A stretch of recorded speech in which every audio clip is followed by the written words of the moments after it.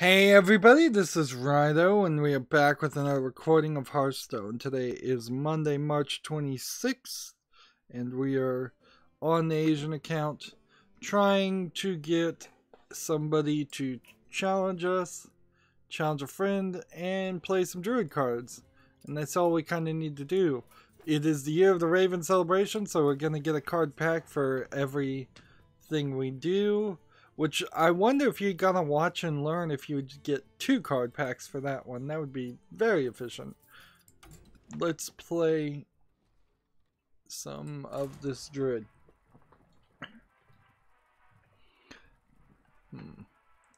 And let's continue going down the news.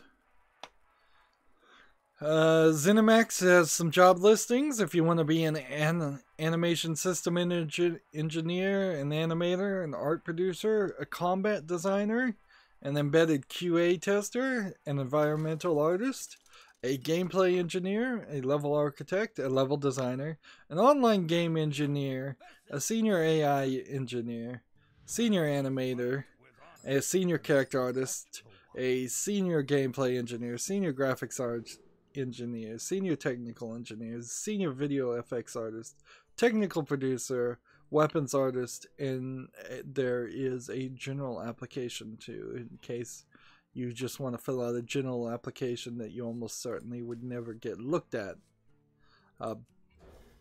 because that's not how job applications work. What does this really tell me? That ZeniMax, the parent company of Bethesda and several other studios, I believe all of these were Arcane Studio listings. It tells me Arcane Studios is going to be hiring for some new project. What is this new project? Arcane Studios, with offices in Lyon, France and Austin, Texas, was founded in 1999 and earned this. They made Dishonored and Dishonored 2 and Prey. So they're going to either work on Dishonored 3 or Prey 2, or they're doing some other totally new game. What this implies to me is that it doesn't feel like this is a... Let's go ahead and squelch this person. It doesn't feel like this would be the Elder Scrolls Online jobs, because you're working in Arcane Studios. It doesn't seem like any of these jobs list anything as far as online. So it might be a new intellectual property, a new series from Arcane Studios, in the same vein, I assume, as Prey and Dishonored, or first-person shooter with secondary abilities, kind of like Bioshock. Yeah, that's where I would put this, and it seems like they are keying up for that. Arguably, perhaps Arcane Studio fired and let go and laid off a lot of people. Let's see, all of these are Texas jobs too, so Austin, Texas. They're not the French ones. Texas not being a union state, I wouldn't be surprised if you are actually just replacing people who were laid off at the end of the production of Prey or Dishonored 2. But, I mean, you have to kind of go in with some stupid optimism in any job. Otherwise, you're just going to become jaded immediately and realize that the job isn't going to be a dream job. So, yeah, I wouldn't argue against anybody applying here. Yep. Moving on. Jim Sterling had a video, and I'm trying to talk about his videos and him less and less, but he did bring about something that I'd kind of forgotten about or never knew. Maybe it's more accurate to say I never even realized it. But The Sims 4 was this huge mess of a game that was missing a lot of content that was carved out from what The Sims 3 was, or the final version of The Sims 3 at least was. If I was assuming that there was any additions added to The Sims 3 at all. And then they resold you that carved out content as DLC. To the extent that if you have like the Life of Pets DLC for Sims 4, there's actual DLC for that DLC. So you have to have one DLC to get the other DLC to give your pets more objects to interact with.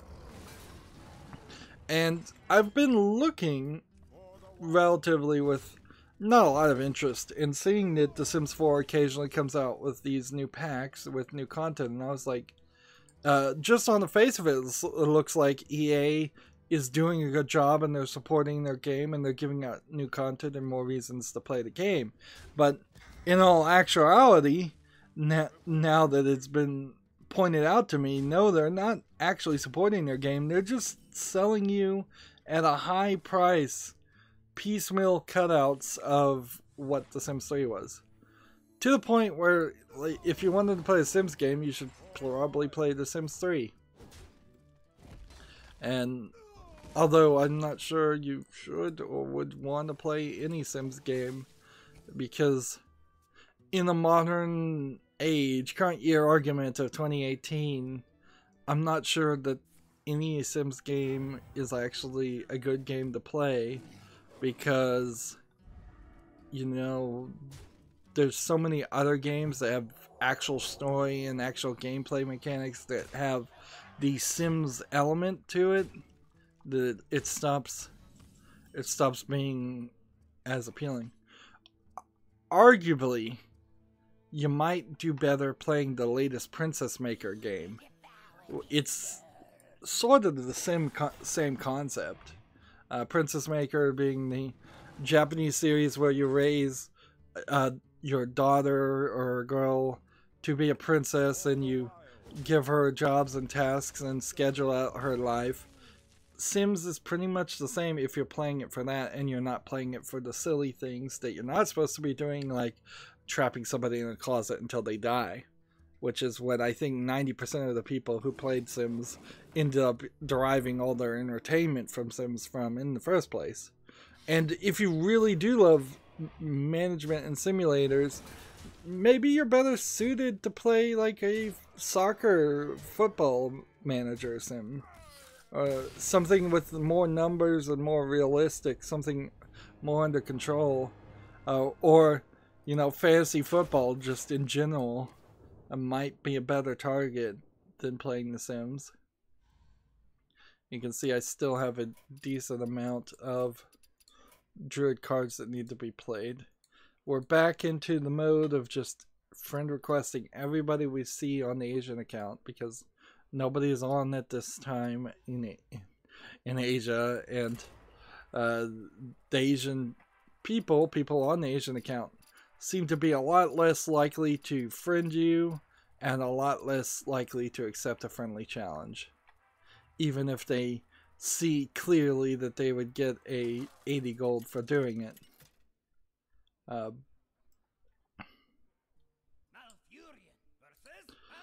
So I guess that's just kind of my new realization on an old game with The Sims. Like, it really is a case that sim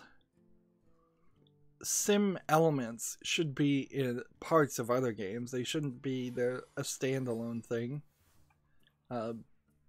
It doesn't make a game by itself. And particularly as a YouTuber, as somebody who has abandoned the idea, or at least temporarily abandoned the idea of having a normal job and going to that and living your, I suppose, normal life in a lot of different ways.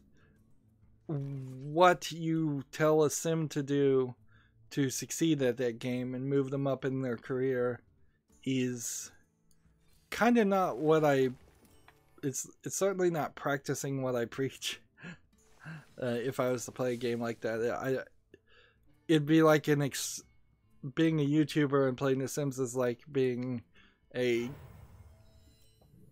somewhat similar, I imagine, to being a trust child, somebody who their whole life had all the money that they ever could possibly want and knew they were never going to have to work a day in their life and things like that.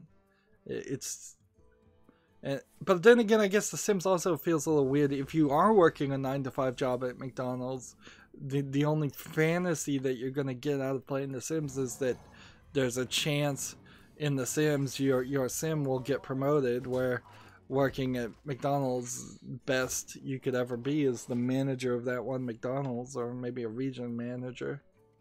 Moving on though, there's a game called All-Star Fruit Racing that's coming to PS4, Xbox One, and Switch in July. Let's see if we have a real date. This is kind of weird, this one screenshot, because I'm seeing a screenshot of a bunch of different fruits and vegetable type creatures, and then this one white-haired, looks like she's skating human. This is P-Cube, the bringer of the is bringing developer 3D Clouds. P-Cube is a publisher that seems like they publish like unknown things. Because we've seen some of their later Steam releases.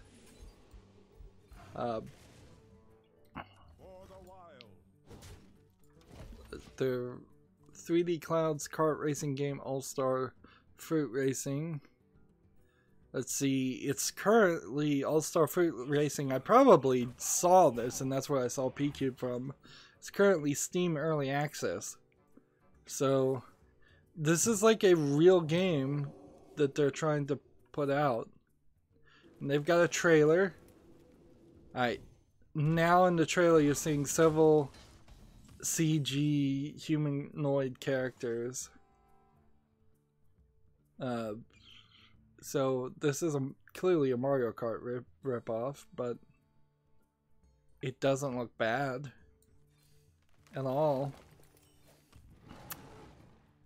The fruit concept allows you to have analogies, direct analogies to like bananas in Mario Kart, but then like the blue shell is a giant coconut instead. It's strange that Nintendo would let this game on the Switch, since it is such a blatant rip-off of Mario Kart. I mean, it really has to be. But it's no surprise whatsoever that it's on the PlayStation and Xbox One, because there's no official kart racing game for those two. They've tried that and failed. I'm surprised it's coming to the consoles at all.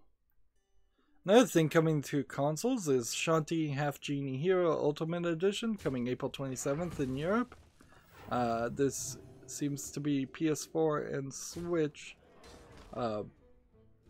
This also is being released by P-Cube.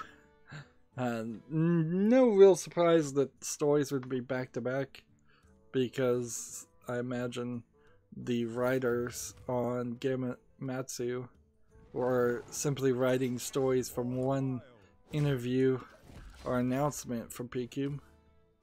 Let's see. Pre-order copies of the game will be the day one edition, include 30-song CD and a 100-page art book filled with unseen sketches of Shanti and company. Shanti is the attempt to be sort of a Mario type game, but it's kind of its own thing too. It's a platformer game of sorts. In a world where there's clearly enough room to have more platformers than just Mario games, Shanti fills in a gap pretty nicely. But it does also have a lot of feeling of like Bonk in the NES era, where there were other platformers besides Mario for sure that came and went and didn't gain enough notoriety. If we looked back in a decade or two and did not remember Shanti at all, I wouldn't be incredibly surprised. But I would like it to succeed, certainly. There's a game on Steam called Digital Runner. Came out the 26th. It's from 94 Games. And it has no reviews. It's a big black room, which my growing hate of big black scenes is only getting worse and worse. Or an empty room. In this instance, I do want to be fair and say that this is like a parkour simulator inside a computer, so you're running and jumping on these lighted cubes, and you're trying to there's a lot of air control and floating going on. Let's see, I need 8 more. Let's see. I've got 2 people online. This guy's searching for an opponent. While we're doing that, let's add this.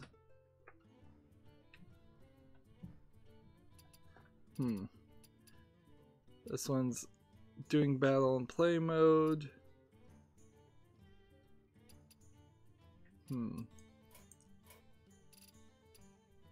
This one's doing battle and play mode. Well, let's move forward. Then we've got a little bit more Druid cards to play, and then we'll move over to the European account.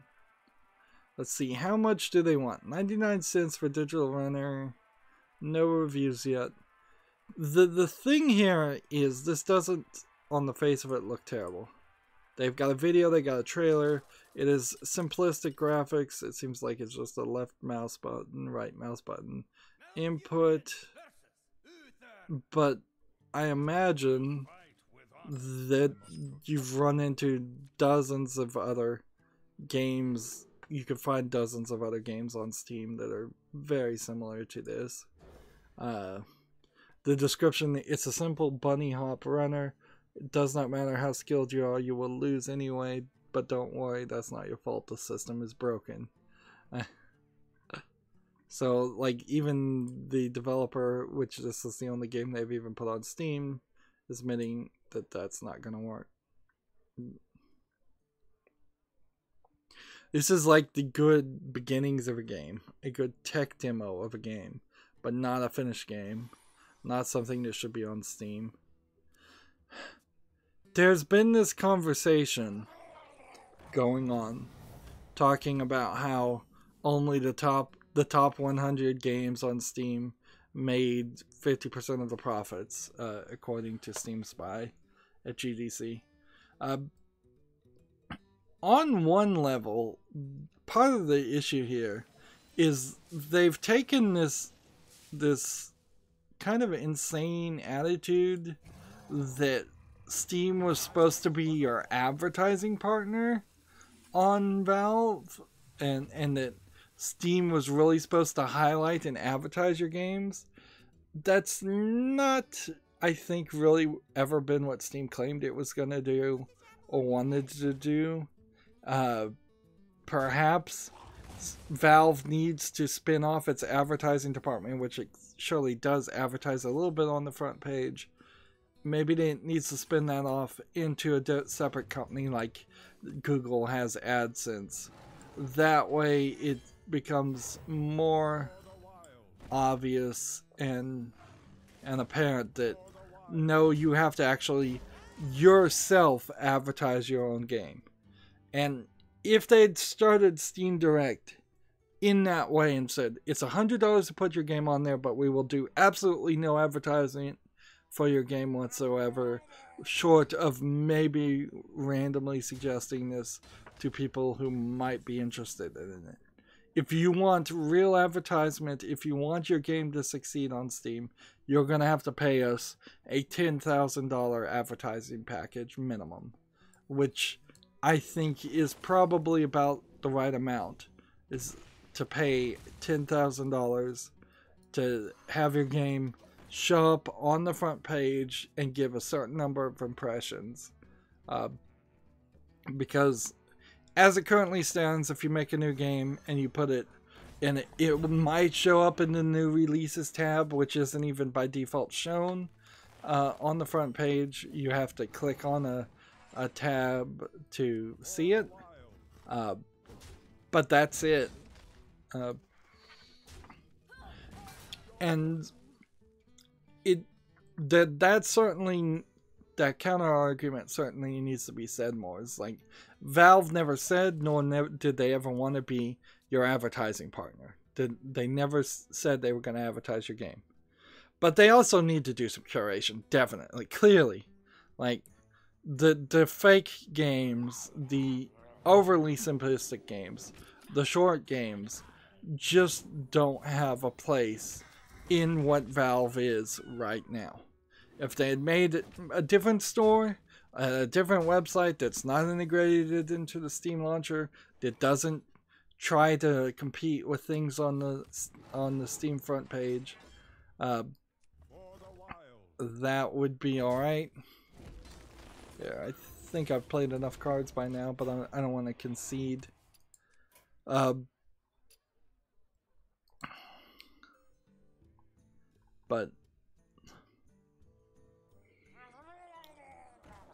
But yeah, they definitely need to curate.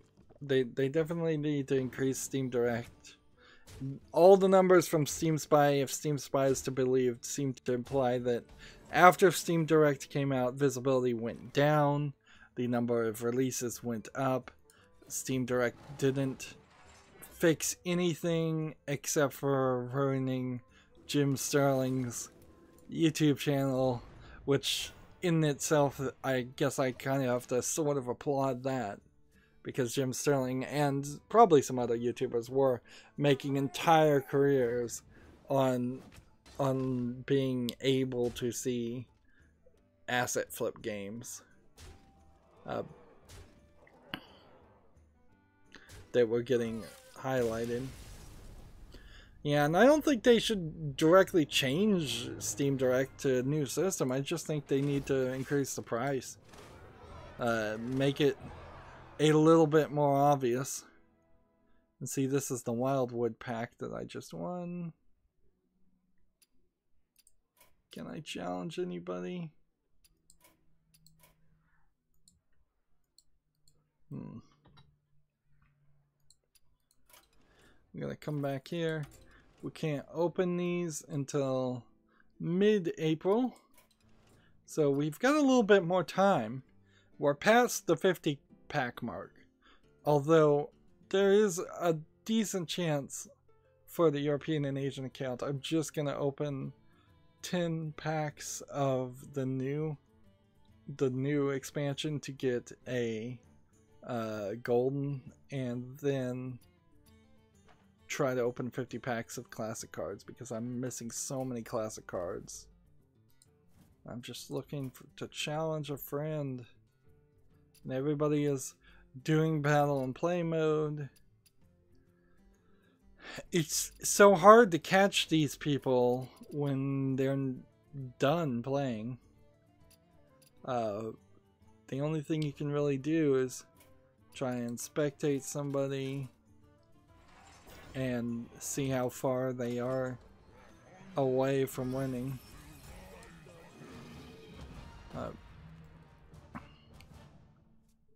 So this guy is about to win, it seems.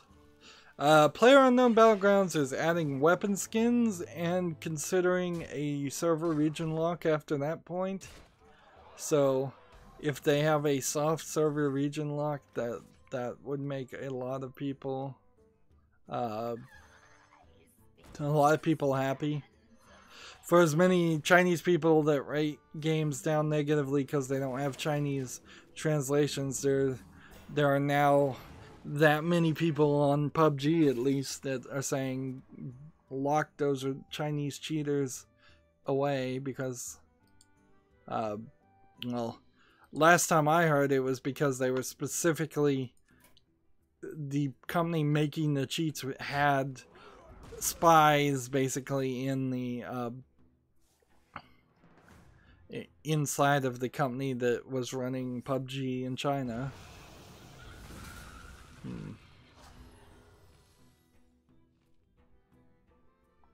Let's see. PC Gamer has an article. Let's get back over here.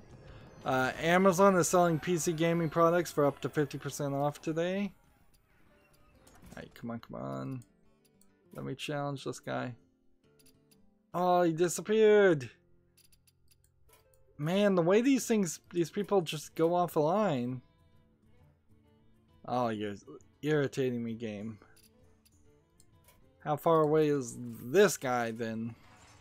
They just leave. They just disconnect. I don't know if it's because I'm playing in the United States and like in this game is nowhere close to even being done. So I'll probably get this daily quest done in the post show. Let's move on to the European account.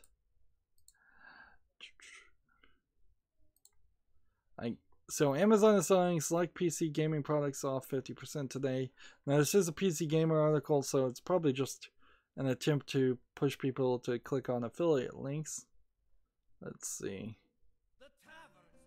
Corsair M65 Pro RGB mouse. Logitech G633 Artemis Spectrum headset.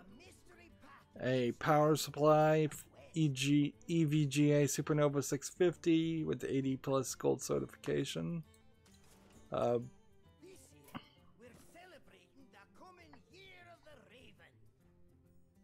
And I can't trade any of these. And we've got a real problem here on Tavern Brawl. I'm not going to be able to play that at all. So we need to play a mage and get victories. So custom mage, let's look at what this is. I believe this is a Battlecry deck, which we don't need. And for my European and Asian accounts, I've decided to just start using the default decks. Again, classic mage, as best as we can do it. So we don't have this, so we'll just click here and do a replacement, and click here and do a replacement. I also want to right click on this one so that I can get rid of these two in gold and take them in normal, just because I don't want to have one or two gold cards in a deck full of normal cards. Mage victories can't apparently trade them out and can't do anything at all with the tavern victories. So I may very well have to play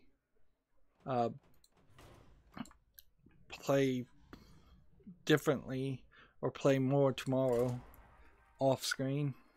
I'm not going to make an actual extra streamer for it. An Intel Core i7 7700K processor is $280, down from $350. An AMD Ryzen 5 1600 CPU is $150, down from $189. And the Asus ROG Crosshair 6 Hero AM4 motherboard is down to $200 from $260.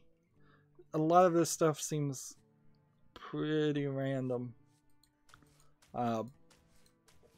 and not really particularly my brand. I mostly buy Gigabyte stuff, and that Gigabyte stuff never goes on sale. And technology right now is not going on sale because everything is just staying high and expensive. WD Black 256 SSD $80 down from 108. Logitech G610 mechanical keyboard 60 from 120. Acer 28-inch 4K FreeSync monitor 280 down from 350.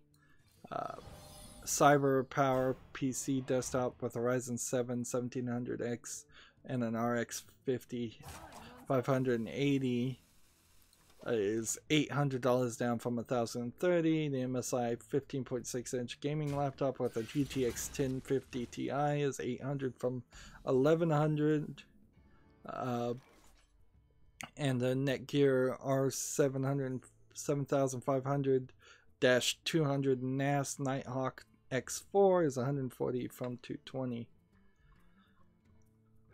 So those are the highlights PC gaming is talking about. I suppose I could go to their own website, just go directly to Amazon and see what interests me, because there might be something slightly different that catches my eye.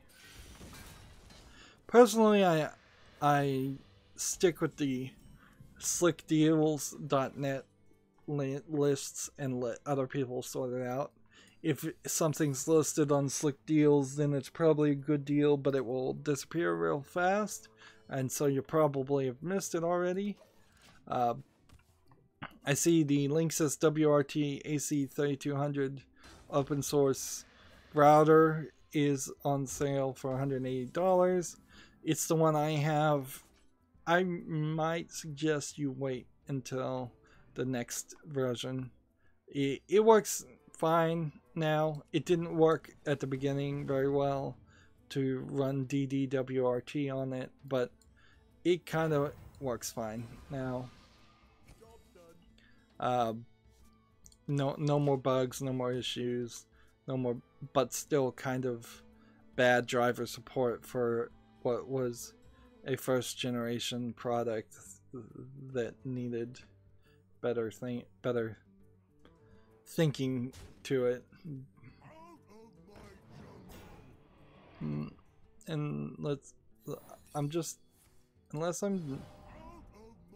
it's only like 9 things that are on sale right now. It doesn't, I think, maybe I'm zoomed in too much and that's the problem.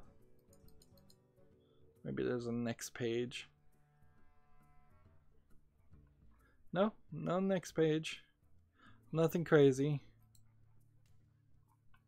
I was trying to see if maybe there would have been a Raspberry Pi type device or something in it, but doesn't seem like that's the case.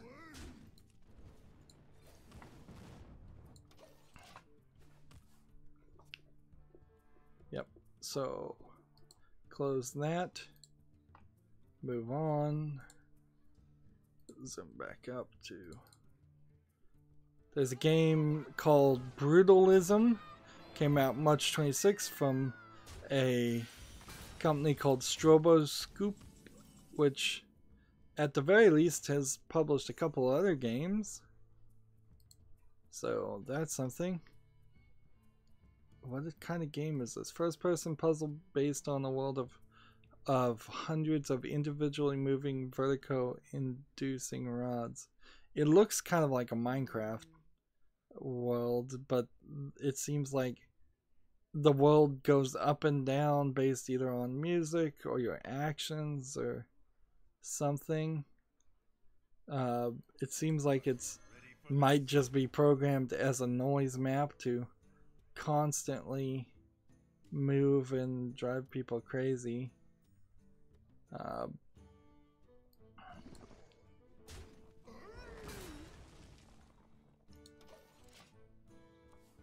Like, the problem with this as I'm watching the video is I just don't see a game here.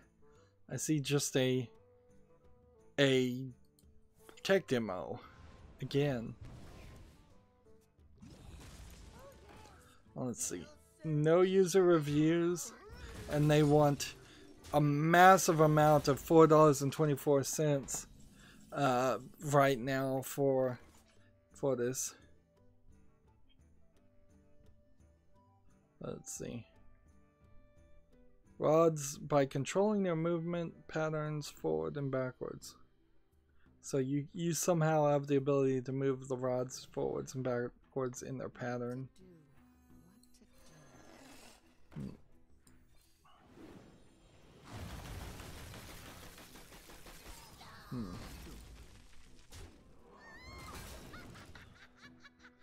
Yeah, just nothing here. No gameplay in this. This is another game I would have not mentioned. PC Gamer has an article. The IRS reminds U.S. taxpayers to pay Uncle Sam its cut of cryptocurrency revenue. If you mined any virtual currency last year, it's subject to tax. I would say if you gained any cryptocurrency money, that's also subject to tax. Like any kind of capital gains or any kind of other gains, I believe, are subject to taxation.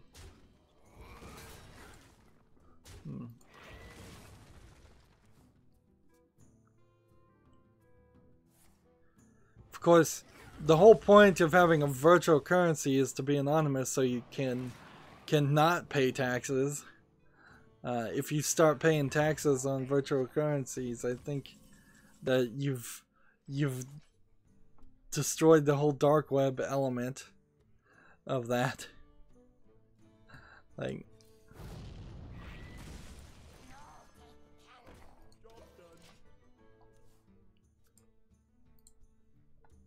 let's see. Next article, GTA Online players claim multiple unfair bans following the latest update. 30-day bans, wipe profiles thereafter. The GTA Online community reports multiple PC players received 30-day banning orders this weekend. The bans are said to be tied to the game's Southern San Andreas Super Sports Series update, with many players suggesting they've done nothing wrong, which inherently that's what they all say, though. True or not, that they say that the bans. Let's see.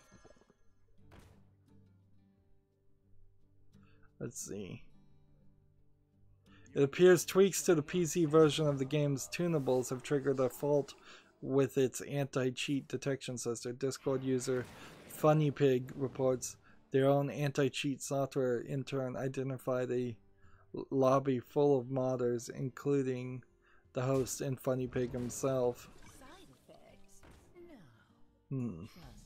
Identified by the subreddit, this Rockstar support thread includes comments from banned players. 30 days, no appeal, wipe profiles, with anything between 10 and 3,000 hours of game time.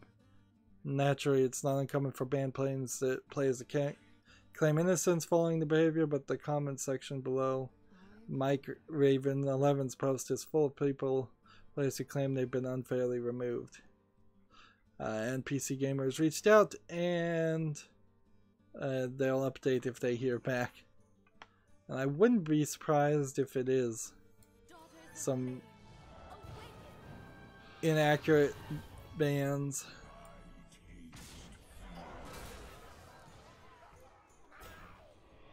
I don't know why people would want to play GTA Online anyways. It just seems like it's not the thing I'd want to do. If I want to play GTA, there's so much GTA out there. As somebody who's not played any of it, that I imagine I could play the entire series from GTA 1 if I can get it running on a PC up to GTA 5. Have spent at least 300 hours in the game and had my fill. And if I really, really wanted more gameplay like that, I could always go over to like Saints Row as a series and play some of that. So I have a real hard time imagining a player who's just so into the GTA style of gameplay that they absolutely feel the need to let's see. Here's an interesting.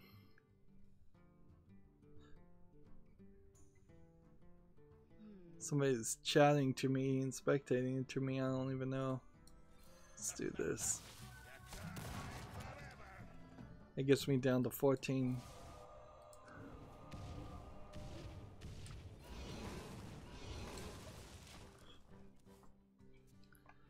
Let's see. Yeah, I can't really imagine somebody so obsessive.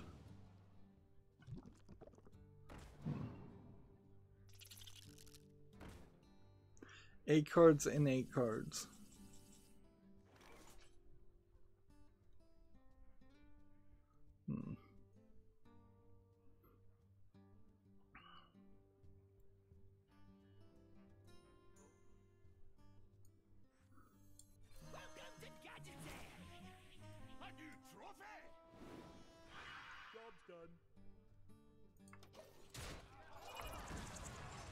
Let's continue down the load.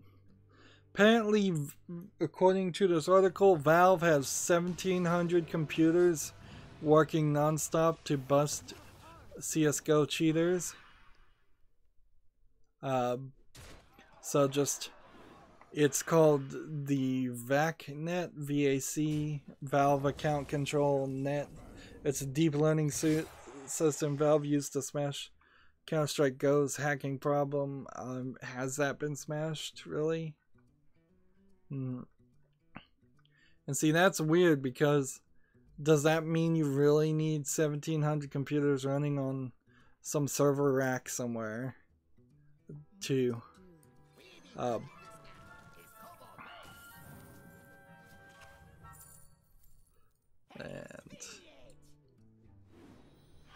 attack here,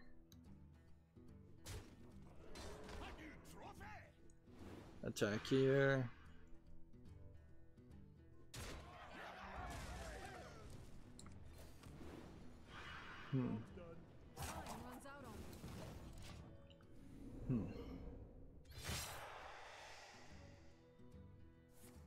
So now he's gonna pay the king's ransom, which is a shame, because then that just, like, I can't do it again. It would have been nice if I had that panda bear that gave me a copy of every coin.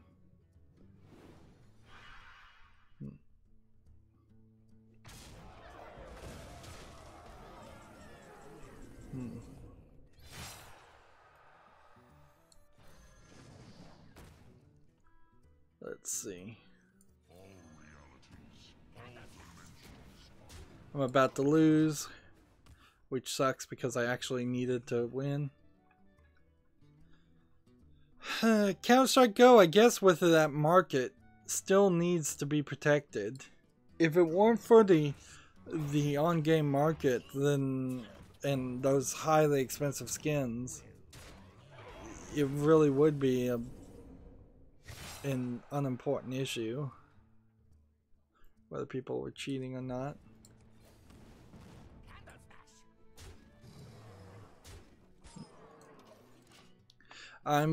A game came out called the 4-Color Theorem. It has one review that it needs more. Came out March 26. It is made by someone named John Pinault. First game he's ever put on Steam. This is the problem here, is there needs to be something stopping new people. Just directly stopping new people from putting games on Steam. That's what's flooding Steam with things. We need to go back to the publisher system. We just have to do it. And see, I'm on my European account now, so yeah, the watch and learn stuff doesn't even matter. So I don't know why somebody's spectating me. attempt number 2 at a victory. This game 4-column theorem looks like it's a fine flat 2D puzzle game of some sort that I don't, on the face of it, even understand what you're trying to do. The 4-color theorem is a game of competitive coloring.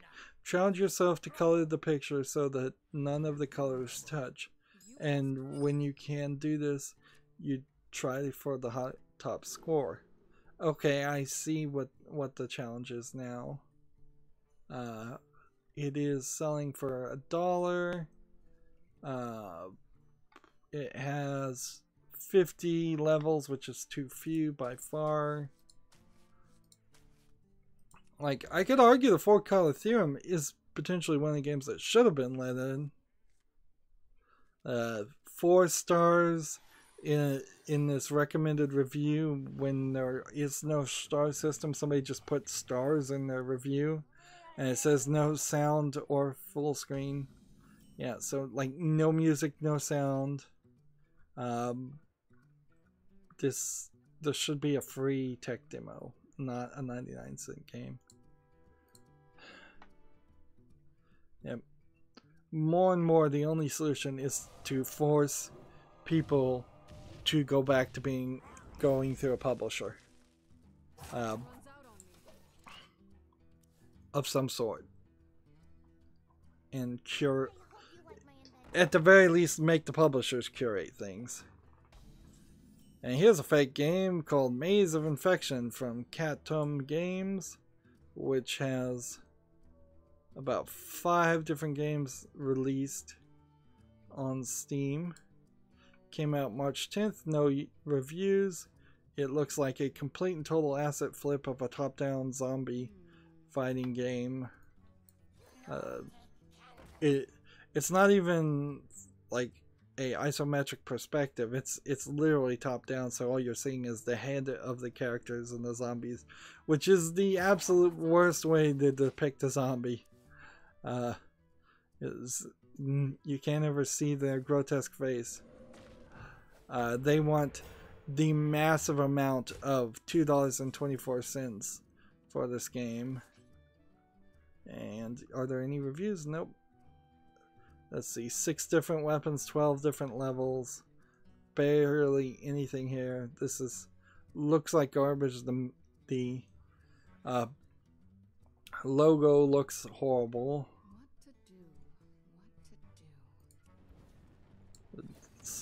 They didn't even try. Yep. I'm starting to wonder if I'm just gonna get burned out on all these terrible things. Next game that came out is on March 26th. It's called Cemetery Warrior 2. Cemetery Warrior 2 3D is a first-person shooter. Working in a graveyard, it's difficult to stay mentally balanced. On each grave is not just a name, but a story behind it.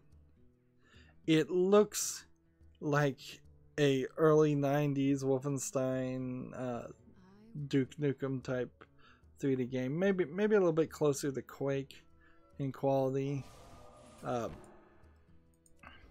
I could see trying to make an homage game like that, but I think you have to be an expert at actually making games before you can make something like this. If this came out in the 90s, it would have been an excellent clone ripoff of something like that, but coming out in 2018, it's just a very cheaply made, poorly animated game. Probably some asset flips here. Yeah, programming a game like this in the 90s would have required you to have actual skill and ability. Nowadays, you can asset flip things and make something that would have been amazing a couple decades ago very easily with no work at all. They want $1.50 with 25% off for this game, which is not labeled as an early access or anything. Let's see. There's one positive review that says this game brings back memories of Quake. Another positive review says interesting indie project in the genre. Another positive review. Another positive review. Are there any negative reviews of the 15 reviews? No. So they're either deleting negative reviews or they got 15 people to rate it positively. Which arguably, I would say they got 15 people to rate it positively. There are quite a few zombie garbage games published by this developer, Falco Software. And so they're not getting better or trying to get better, it doesn't seem.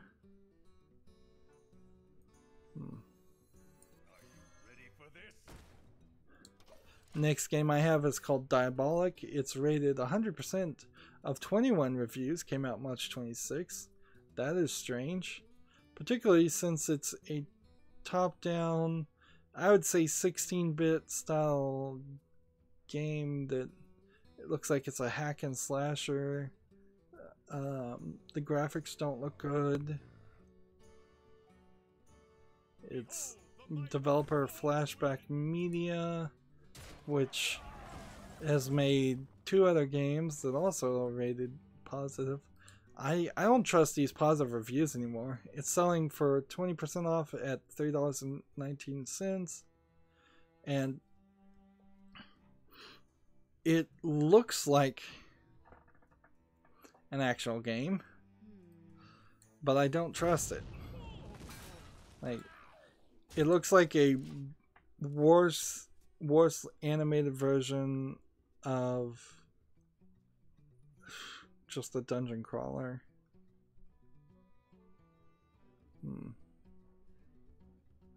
Here's a review. If you like games that require grind, this game is the game for you. It brings back nostalgia. Yeah, I don't trust these positive reviews. I think they're being placed in here. Yeah, it's like a dungeon crawler, hack and slash game. I would say this genre of game actually probably hasn't been done that often as you might be able to have been doing it. But it still has. You still probably could find a Golden Axe. That's the name of the game I've been trying to think of for the past 5 minutes. It's a Golden Axe style ripoff, and I imagine you can find a better Golden Axe style ripoff. I guess this guy may have a watch and learn, and that's why he's watching me until I succeed. Yeah, so I wouldn't play Diabolic particularly because it's just from an relatively, well, no, totally, even if they have published 5 games, it's still an unknown publisher to me. And I think a AA or a single, a known indie company could do something back. Let's see. It says, I do have watch and learn. You're playing well. I'm doing alright considering I'm barely paying attention to the game. So he must be watching the stream too, if he's hearing what I'm saying. Honestly, I think you probably could find just Golden Axe. Let me see if there is a Golden Axe game on Steam. Golden Axe. Yeah, you can get Golden Axe, which I actually own. You can get Golden Axe 2, Golden Axe 3. And then the next thing that came up is a game called Rampage Knights, which doesn't particularly look like a Golden Axe game, so but I guess it is. And this is rated very positive. Came out in 2015. 6 damage plus another 5 damage.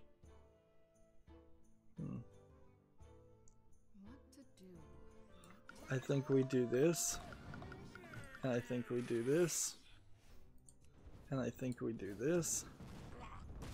And then we do that, that, and that.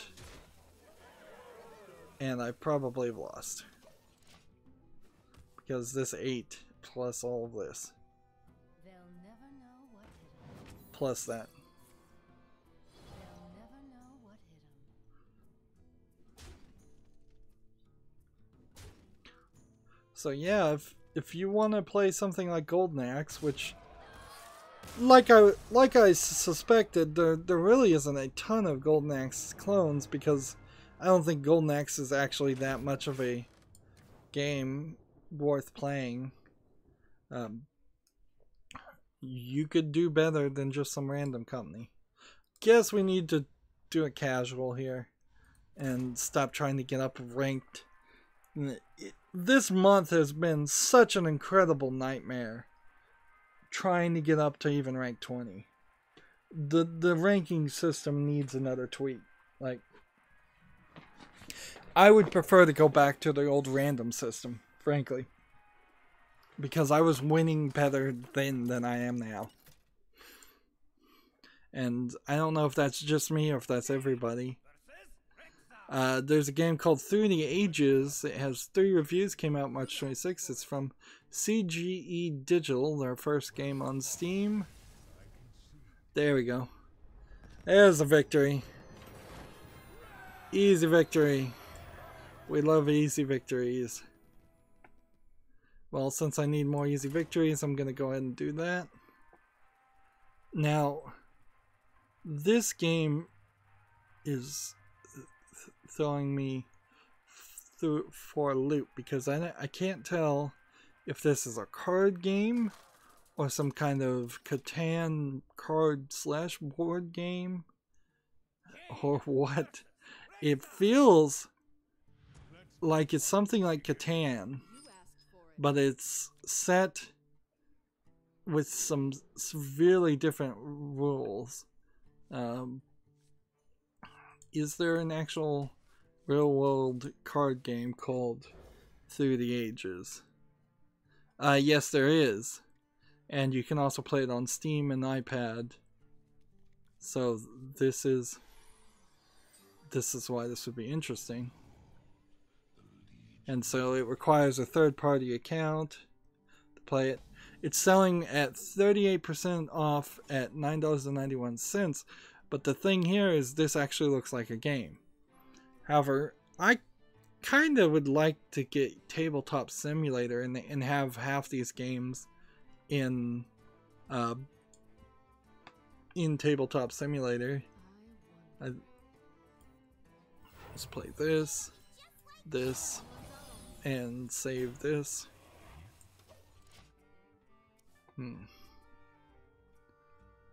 There's no negative reviews whatsoever for this game of the 5 reviews that are in English. Like, the vast majority, it's getting to be somewhere around 30-1 of the number of games we've looked at since I've started looking at all new games a couple weeks ago.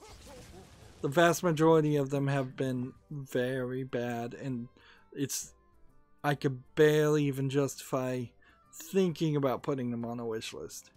This looks like an extremely complicated card game that it feels like one of those board games you might get and your family is the only family that you've ever met that knows how to play it. But it is a real game.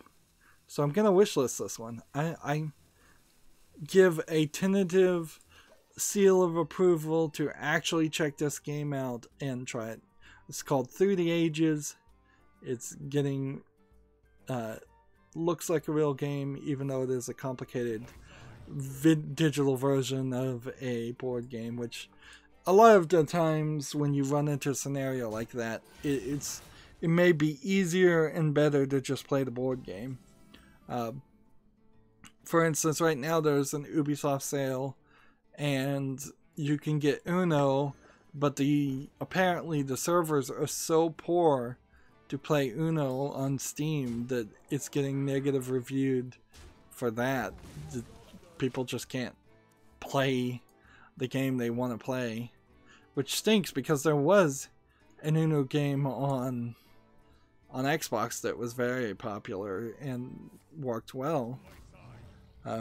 So why it's not working on Steam, maybe that's to say that Ubisoft is having to run their own servers for the PC version, and they were letting Microsoft run their servers on the Xbox version. Let's see. Let's show our guests a good time. Next game we have is called The Balcony. It says The Balcony is a challenging yet satisfying physics-based game. This game consists of two types, the campaign and the zombie mode. This is an asset flip piece of garbage game. It has no reviews. It came out November 3rd, 2017, so I don't know why I even see it.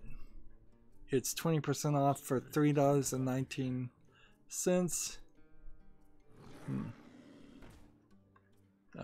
It's not good. Nothing here for a second would ever catch my attention. Like, the problem with something, if you were even going to try and make a 3D physics based game with a bunch of asset flips, you have to do at least as high of a quality as Goat Simulator was. And if you can't do higher or as high as Goat Simulator, if you're not actually able to reach that level of poor quality, give it up. This is a way too expensive a game too, even if you were going to try it. I'd really like to see, and this is the part that Steam Spy can't really report on, even if you are to believe Steam Spy's reports with 100% accuracy. I'd really like to see the number of refunds. If Steam directly told us 50% of the people who played this game refunded it, 60% of the people who played this game refunded it. If we could see that, and it not just be some percentage that we assume Valve looks at sometimes to take games off of Steam, that would be more information that would interest me, at least. There's also just a lagging behind, I suppose. Let's just assume that once a game hits 50% refunds, that it gets taken off Steam. That could take a month or two. So there's still plenty of hundreds of people a day willing to put out a new game on Steam Direct, just so that they can see if it succeeds on Steam. There needs to be a delay process. There needs to be a curation process. Somebody needs to look at the games. There needs to be some system that is probably going to miss a few hidden gems. But, oh well. Who cares if maybe one game every year ends up on Good Old Games or a free game website instead of Steam. For the amount of curation that buys you, I'll take it. That minion already attacked. So I'm looking at a game called Chicken Labyrinth Puzzles. It's 80% positive of 30 reviews, which starts to get a little bit believable when you have that many. Came out March 26th. Seems like you play as a chicken and you go through labyrinths, so it's true to the name. at least. The animations probably are asset flips, but they are tonally in line. They all look like they're from the same asset pack. The idea of making a chicken go through a labyrinth is an interesting thing. There is one screenshot here that is totally out of line with everything else. They are asking for 99 cents, but you can buy a bundle from the developer for $1.80 and get their other game, The Adventure Episode 1 Beginning of the End, which is potentially the most generic name I've ever heard in my life.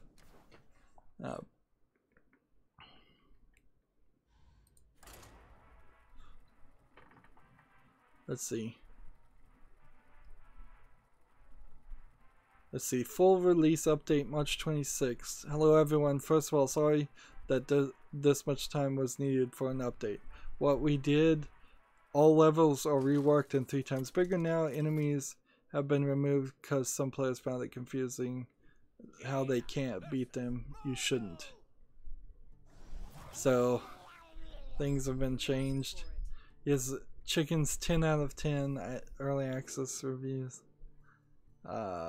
Received for free. This is a casual game.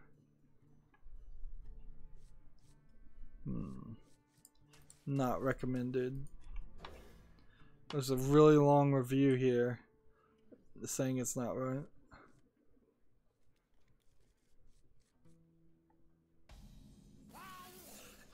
They're saying 3 out of 10 for the not recommended. Abandoned, unpolished, full of typos, only approximately 30 minutes of gameplay. So there's a lot of negative reviews here that are getting overwritten by the final release. The thing that gets me, why does it have trading card support? That's an interesting thing. New games aren't supposed to be allowed to have trading card support. Maybe this one was in early access before that rule came about. I don't know. I don't know if I want to pay 99 cents for this game still, though.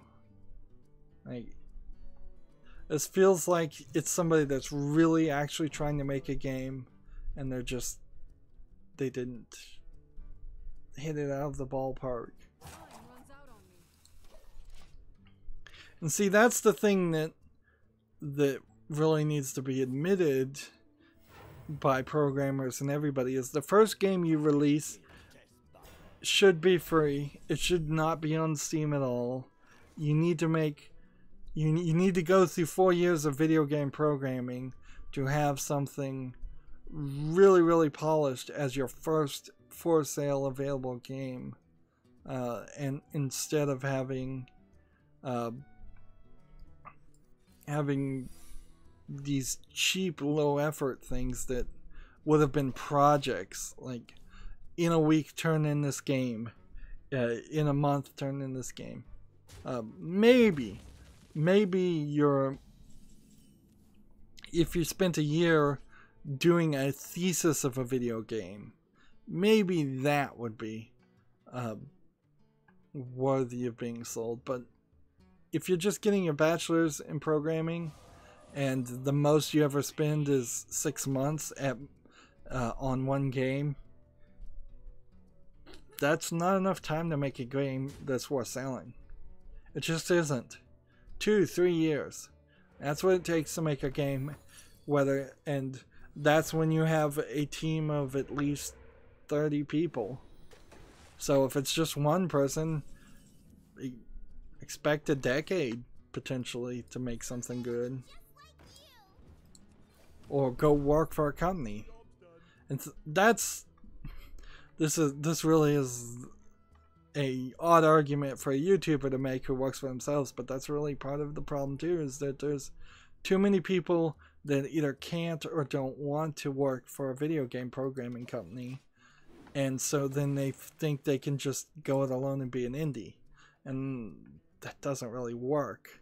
The only indies that are big and successful are the indie companies that worked for a video game major company for several years and then took that skill and ability to go independent. Moving on, Your Gamer has an article. Pokemon Go will introduce Mew via all-new quest system. So more updates for Pokemon Go coming. I do suspect in a year or two, Pokemon Go is going to feel like a very different game.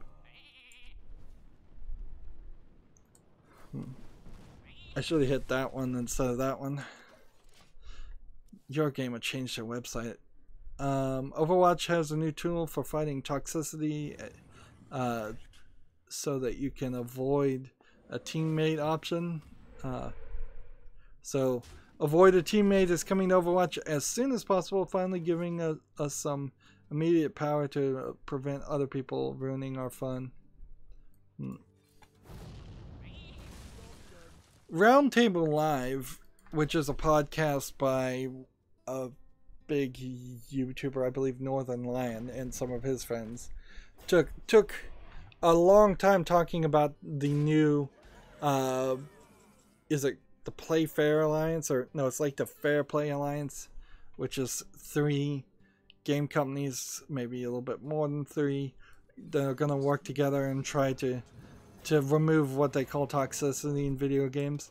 Now, I always feel very disconnected when talking about this subject because I just don't play multiplayer games that much. Like, the most multiplayer game I ever play is Hearthstone, and the most rude thing you can do in Hearthstone is spam noise and just get squelched. Or you could friend somebody, and if they accept your friend request, you could talk trash to them at that point, which has happened to me once in like 4 years. So I always kind of wonder what the level of toxicity really is in all games, some games. And then I always have to really wonder, is there anything you can do about it? Because as soon as you ban or train the current generation of players to not be hostile, you just have the next generation come in, and then the next generation starts it all over again. Because a lot of it is just kids pushing boundaries, or heck, some of it may just be adults pushing boundaries too. I should have played that first. I'm gonna lose.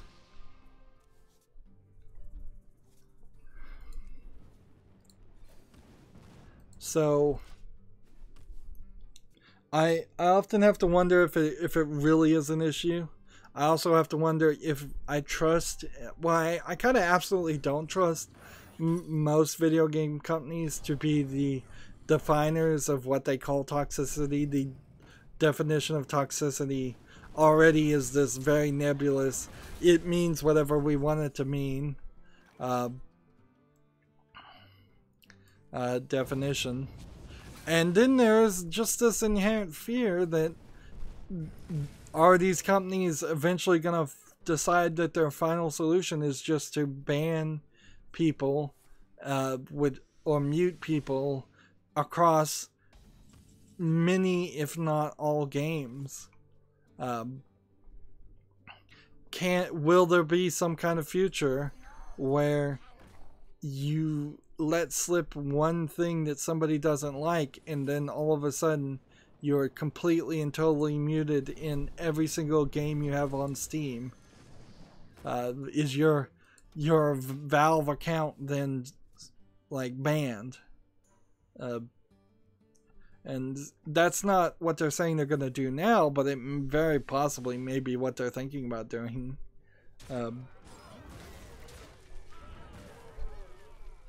And outside of video games, there's a lot more toxicity that needs to be fixed, I think, inside of games.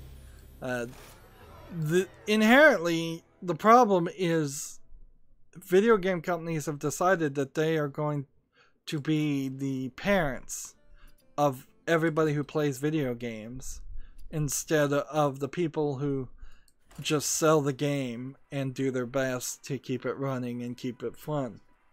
And I don't mind for a second giving people the options to turn off chat and mute themselves. And I think that's as far as you can go. Is you mute yourself so you can't hear anybody else talk. You turn off chat so you can't see anybody else talk. That's as far as you can really go in any game. There's possibly... I mean, honestly, once you've done that, you've solved the problem. Instead of having to try and hunt down and flag every troll on the internet, just stop trying to be the puritanical witch hunter and just give the individual player the opportunity to experience the game the way they want to experience it, and that's it. Because there certainly are groups of trolls out there that love to say stupid things, and that's never gonna stop. Let's see. Lemon Lover came on. He said, "You know what's never toxic or hostile? Lemons." I believe you can actually have spoiled lemons that would be literally toxic if you ate them. I thought about putting in lemons as a blocked word on the chat. We may have to do that at some point in the distant future.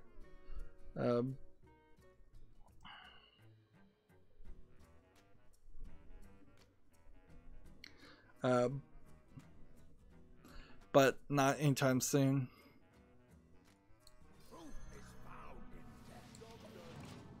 So yeah, Overwatch's idea, if you don't want to play with somebody and they're going to give you the ability to avoid a teammate, that sounds like that's fine.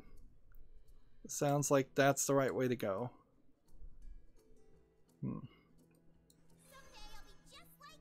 There's a big problem too of somebody buying a game and then potentially not being able to play that game.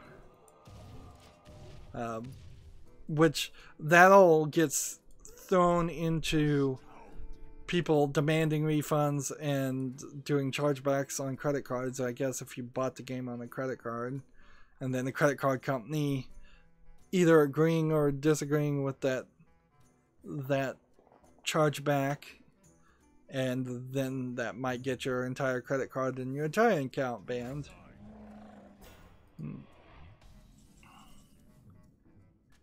Let's see, let's continue down to other things.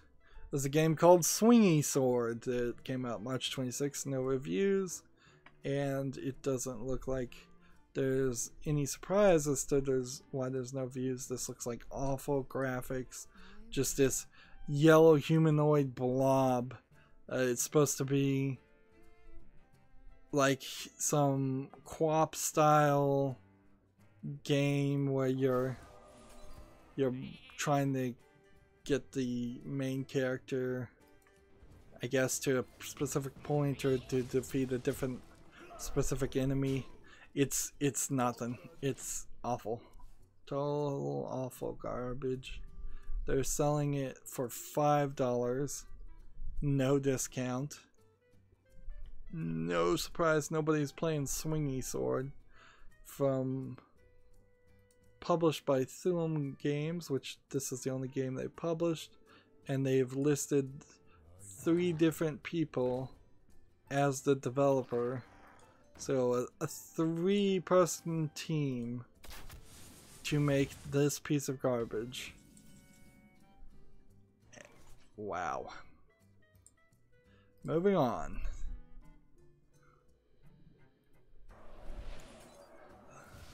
This and this and that.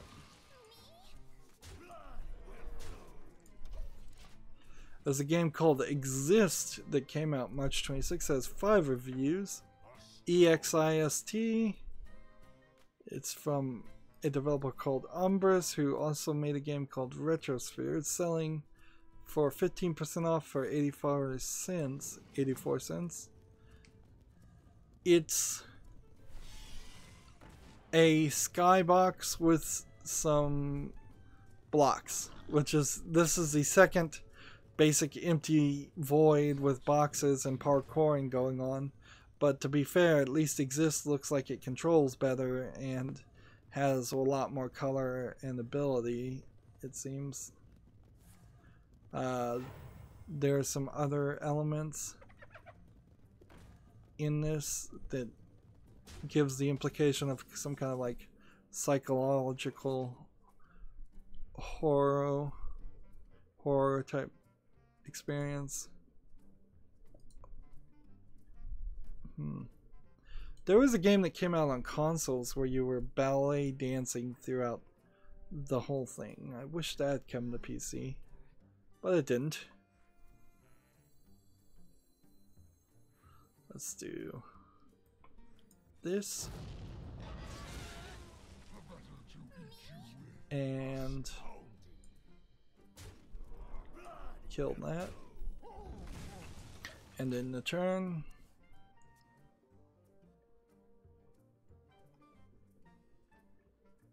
Let's look at the reviews. This feels like it's a game trying to be a game.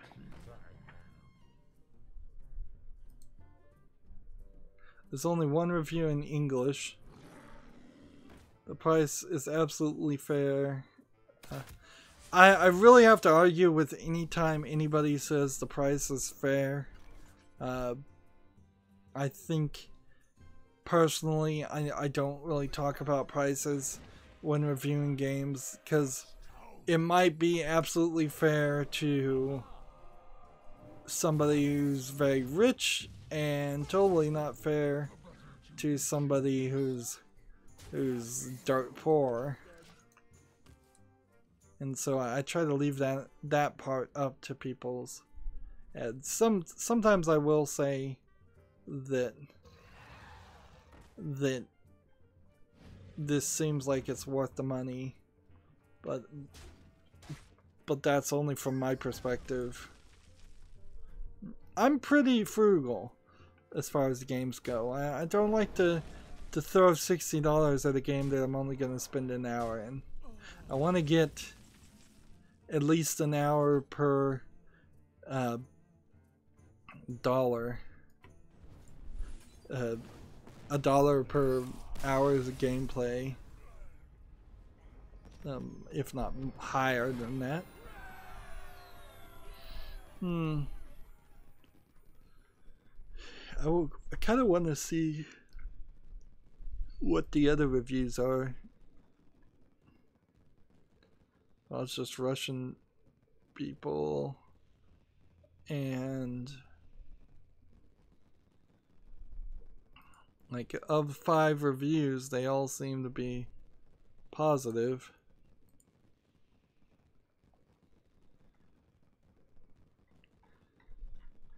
I still wouldn't wishlist Exist though.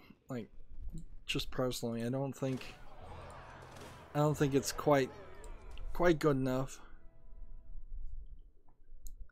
One more victory needed for the mage, and then we can move over to Mary's account. This might be a short day if we're lucky. Lemon Lover says, please don't block lemons, lol. I probably would never do that to you. But I thought about doing it. There's a game called Go Go Puncho. P-O-N-C-H-O. Go Go Puncho is a local 4-player brawling game, which there's a bunch of those. It's from a company called Couch Gaming that's never made a game. It's selling for $3.40 for 15% off. It says it's rated by the ESRB E for everyone. It's PC only. The graphics don't look that good. And it's definitely got the Mexican stereotype going on with it. Everybody's wearing sombreros, and then in fiesta, feisty clothes. there's better versions of a game like this available. Probably for cheaper too. It says it has single player, but I don't really believe it. It only has 4 characters and 7 different levels. There's only one review and it's positive. Let's see. Like, in comparison, games like this, Gang Beast would be a much better game to play. Maybe Mount Your Friends is another game that's being recommended. Yeah, watching this trailer, I don't see anything in this game that justifies buying this over something better. And that is certainly something people need to consider, is if I'm going to put my game on Steam, I need to do the research, search Steam, see if there's something similar, and if my game does anything better than what is already there. Because if your game doesn't do anything better than that, it shouldn't be on Steam. Speaking of shouldn't be on Steam, there's a game called Tisnart Shapes, Tisnart. Came out March 26th by a developer called Tisnart, that also has a game that came out called Tisnart Tiles. It looks like a just tile rotating game, something. It looks very much like, what is that, Candy Crush? Yeah, Candy Crush is the game I'm thinking about. That's all this is a Candy Crush clone. Years after Candy Crush as a fad has come and gone. They want the massive amount of $4.24 for this game. Let's see if we can see. 90 different levels and 72 achievements. No reviews and no surprise why. If you were going to play a puzzle game, you can spend $10 for Puzzle Quest 2. You could spend $10 for Honey Pop. You could spend $10 for Puzzle Quest 1. You could play Hell Girls, Legend of the Fate. You Must Build a Boat, which is airing on my channel right now. I'm just going through all the puzzle Candy Crush style games. Spooky Bonus. I would speak to Spooky Bonus's quality. 10 Million for $5, which I've covered on my channel. Some of these play slightly different as tile-based puzzle games than Candy Crush, but there's clearly 3 or 4 games here that are better, that you'd pay a little bit more for, but have a lot more puzzles and a lot more gameplay and better graphics, and in every way have a better experience. Let's see.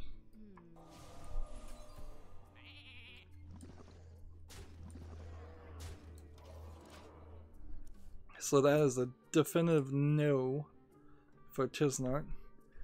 There's a game called Robocraft Royale. It is mostly negative. 27% of 18 reviews of this game are positive, and it's from a company called Free Jam that has several DLCs and has a free-to-play version of a game called Robocraft.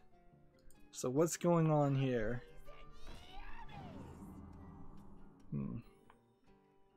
Why is this game so hated? Because it looks like Roblox. It looks like a ripoff of Roblox, which is a ripoff of Minecraft, sort of. It's early access. It's selling for $15, really expensive. It says 100 player battles for survival in a robot.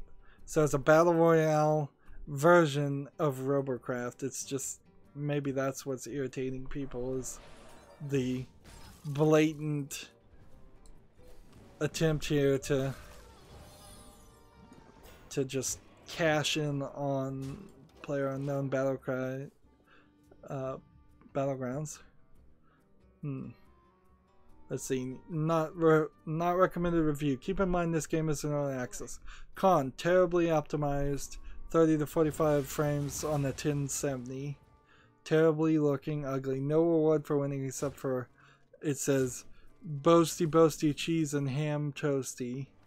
Can only play solo. Small map, mid for 100 players. My matches had 30 or less and still felt cramped. Can't build your own robot. Why is craft in the title? Parachuting feels terrible.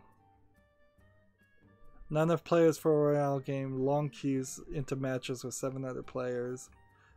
Yes.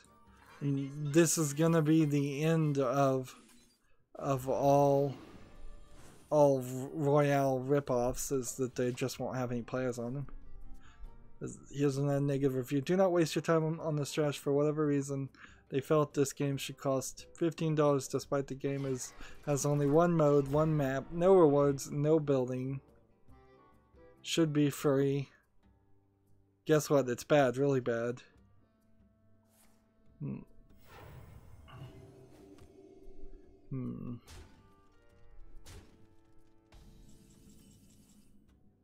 Trash, don't buy this game. 10 minutes queue to drop out.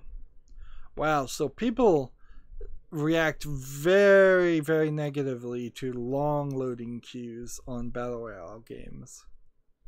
This is what I've learned today. Which it really does take quite a lot to irritate somebody into bothering to even review a game on Steam, because most of these terrible games don't even get that much. Next game we have is Alice Must Find the Key to Escape, made by Tony, T-O-N-E-E Limited. It has one review, came out March 26th. Tony, and this is the first game they've made. It's 10% off for $4.50, which seems like, yeah, it is way too expensive for something that looks, that sounds like it's a hidden object game. I assume this is Alice in Wonderland. I think I've seen these assets flipped from the Unity store before. Yes, I've seen this exact, like, bar/hotel design in a different game. And so it's like this hidden, you wander around a bar looking for a key, so it could be anywhere, and you're just clicking everywhere to walk, trying to find the key.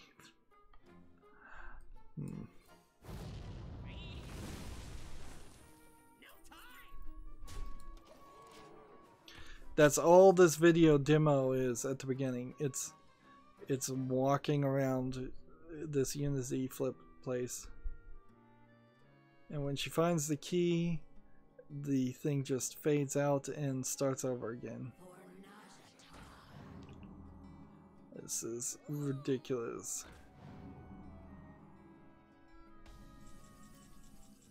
Hidden objects games with nice graphics and music.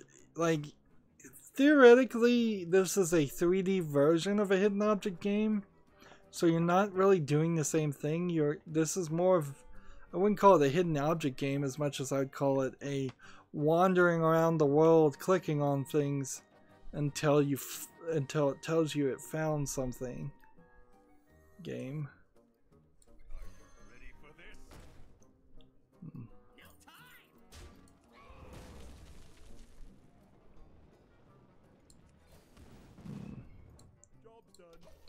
And it seems like there's only 8 levels according to one screenshot, so the location doesn't seem like it even lines up with, let's see, in the game you find 8 levels. Each and every one will have much more difficulty than the previous one. More hidden objects, more hidden items, and even more hidden keys to find everything needed and break down the mystery of Alice's world. It doesn't look like it's Alice in Wonderland actually at all.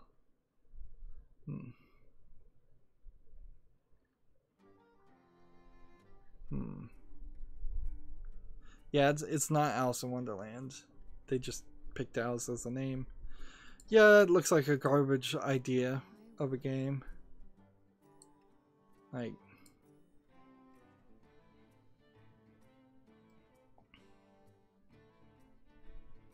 let's see, can we do this? And then do this. And then do that. Google Play partners with Girls Make Games for a design competition. Now, unlike the last grant system we saw that was willing to give grants to anybody who wasn't a cis white male and directly phrased it that way in something that clearly isn't probably legal, in just the way it's so exclusionary.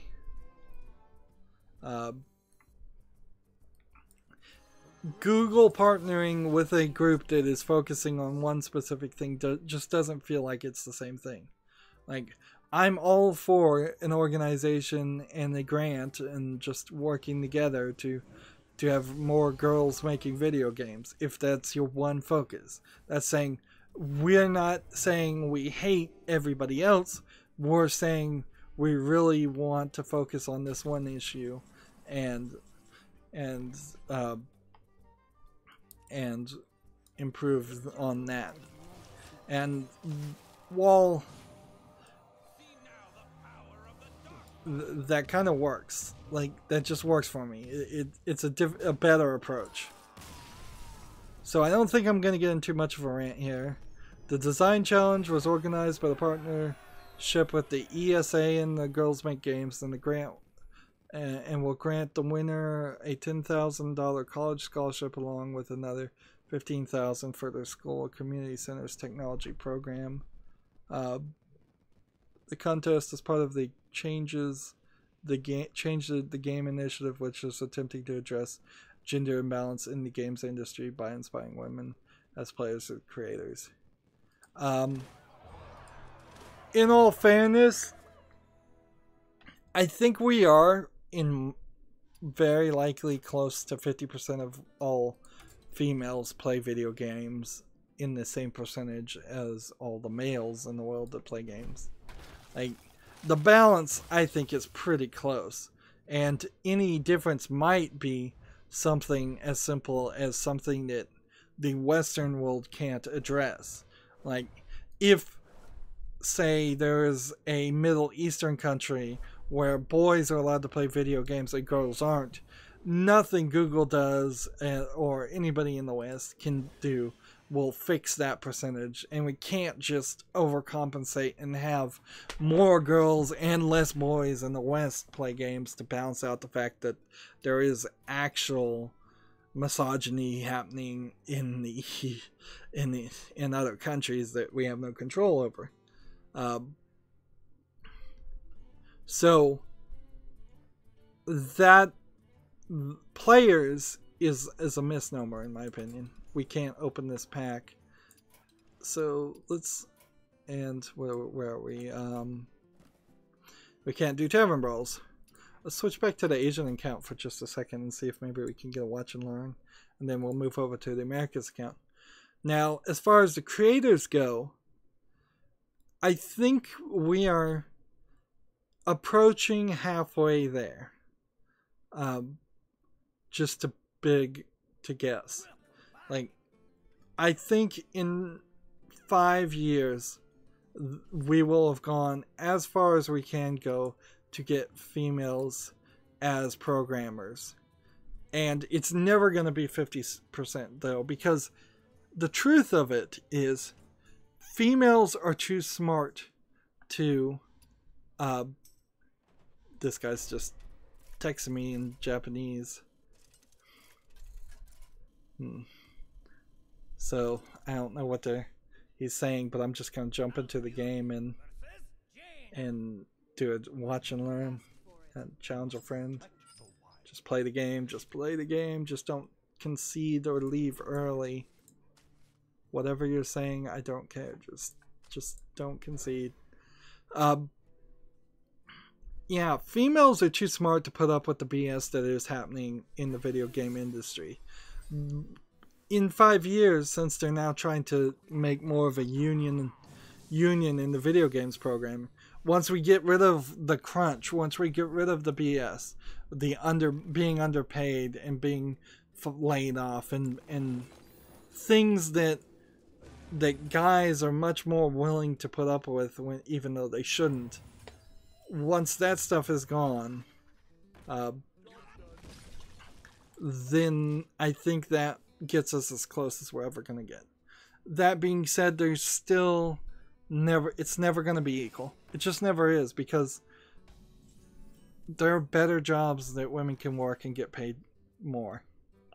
And even if people do have passion to make games, you can satisfy a significant amount of that passion just playing games and not going into the industry. Suppose I could get into a rant here and say that some of the most extreme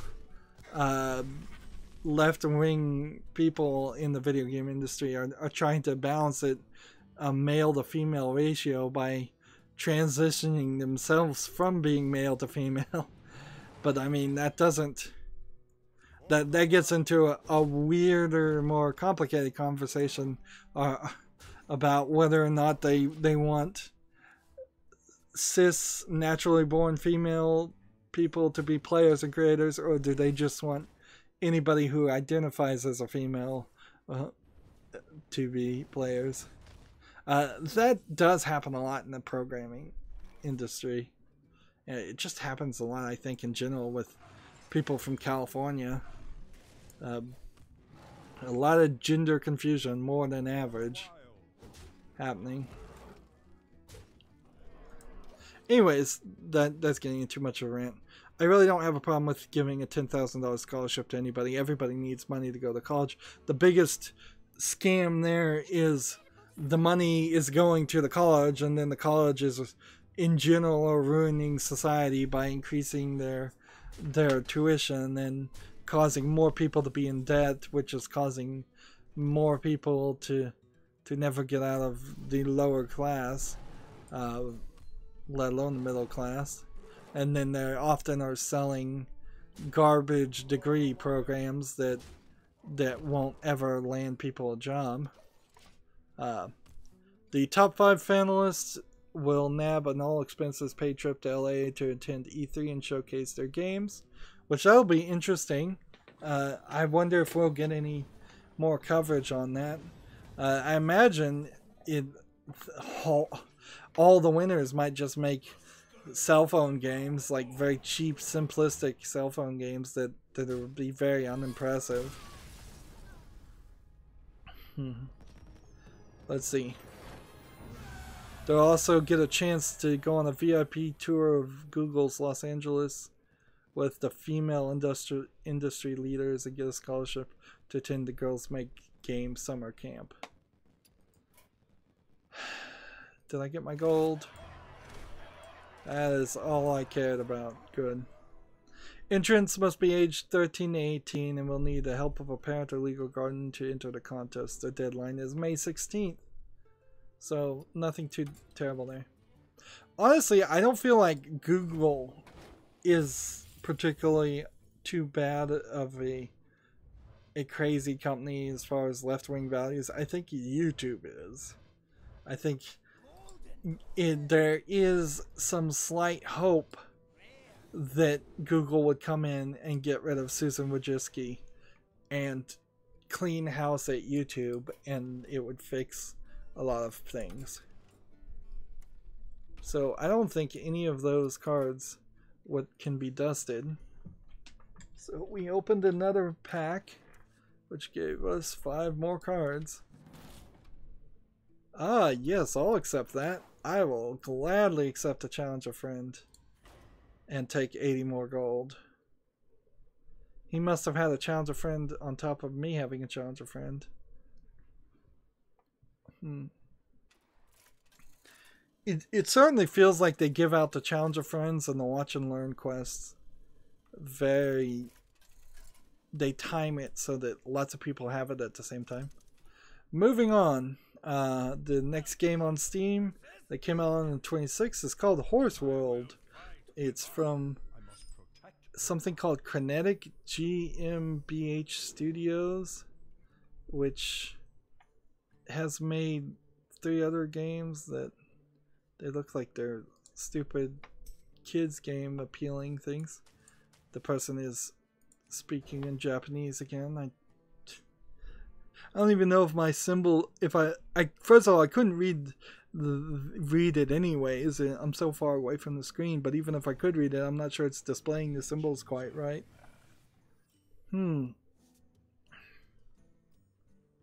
See, the thing about buying an old Game Boy version of a Barbie horse manager game is you at least had the thought and the implication that there might be some quality there from one of those old Nickelodeon or THQ games. Buying something just called Horse World is a little too risky. This is a horse carrying simulator game. You do ride them, but you don't race them. You brush them. You do some short equestrian type races on them. Seems like you've got some hunger meters and things like that. They want quite a bit of money for this game. I need to play. Let's see, this in the turn. Like, there's a horse riding bundle that they're selling of several different games that look exactly the same for $20, or them buying Horse World alone is 10% off for $9. Yeah, I cannot for the life of me think that this would be the right game to buy. There probably is a good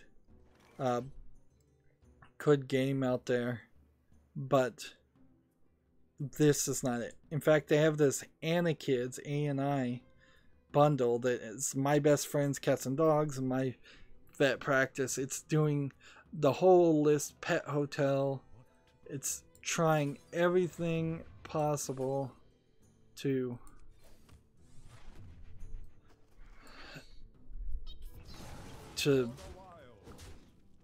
sell these very expensive $10 each games to kids. Now, if you buy the bundle, actually, it's only $32.70 for something that individually would be $108. That's interesting. 70% off right now. But yeah, I don't think any of these games are gonna be that good. I think they're garbage, cheaply made things. Let's see. And when I look at more like this, I'm wondering, is there some kind of horse game on Steam that you would want to play over this?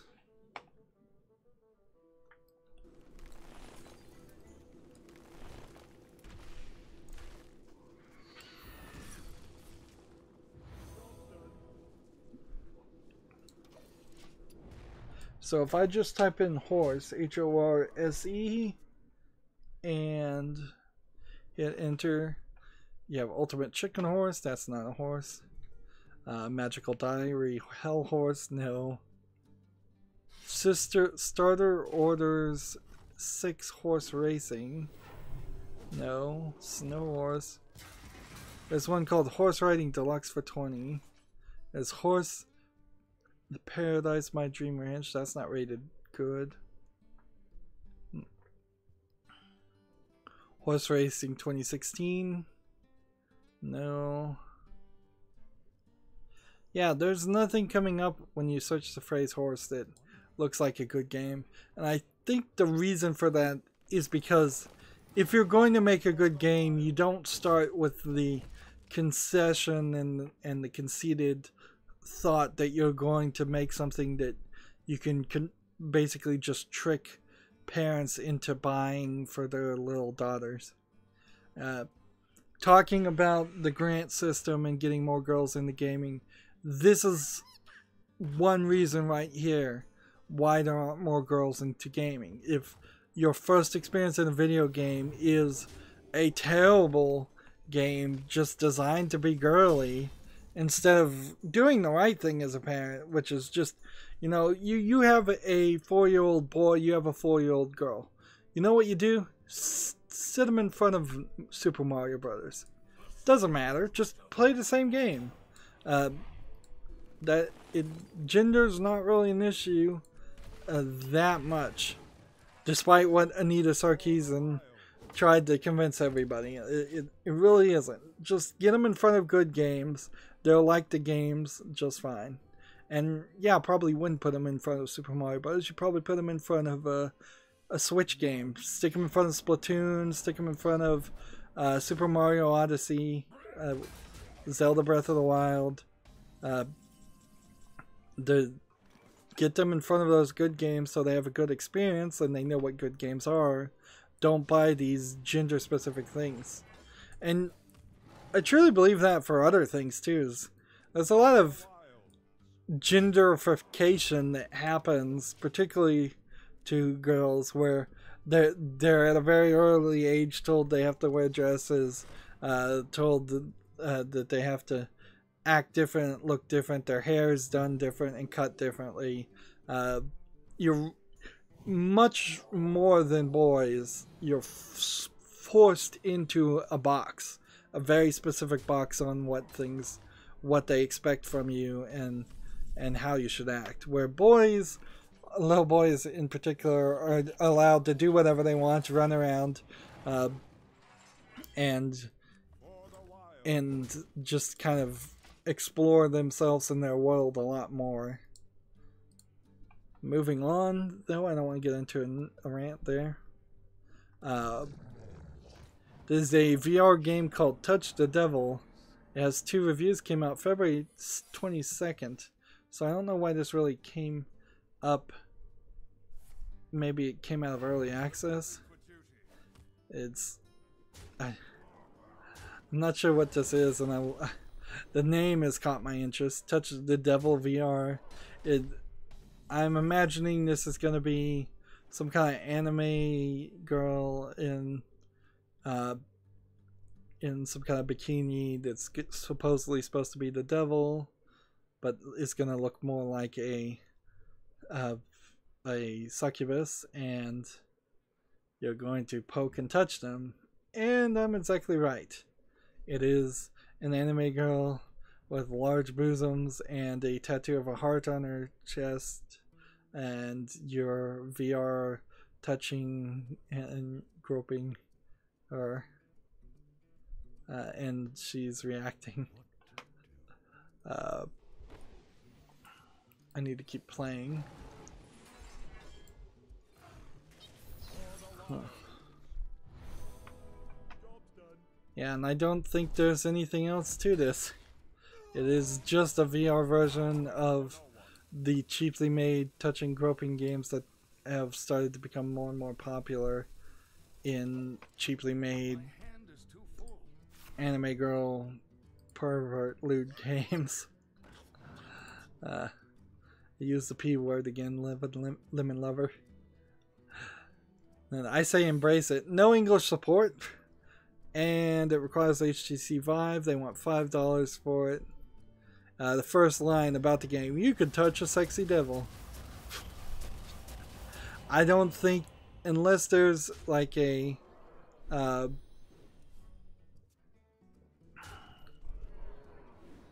don't think there's going to be an uncensored patch that's talked about a ton, and even if there was, you're not getting much here.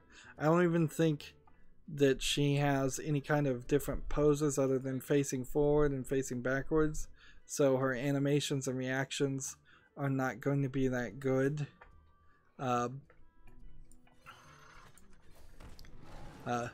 The thing is, in a game that would have a mini game like this, it's usually built around a much longer visual novel or point and click experience. Once you take those elements out, you've got something terrible. So one Japanese review says recommended with 0.2 of an hour in it, and one Japanese review says not recommended with 0.3 of an hour in it. So they're still telling me in Japanese, hey, the Watch and Learn also got me a pack. Nice. I was not expecting to get another pack for Watch and Learn. Or Challenge a Friend. So, if there was some way to cheat this and get all Challenge a Friends, we could double the number of packs that were being given away. Let's go over here and say new, and let's see. This is uncraftable. That. And see, I think on the Asian account I was keeping the gold card, so I'm not gonna disenchant this. I'm kind of sitting here trying to see if somebody else might have a Watch and Learn Challenge a Friend type thing. Also need to look at, I guess, my timer. I forgot to start it. And so, has it been 2 hours? I think it has. Oops. Well, that leaves us in a good position, I suppose, to... why did this not disappear?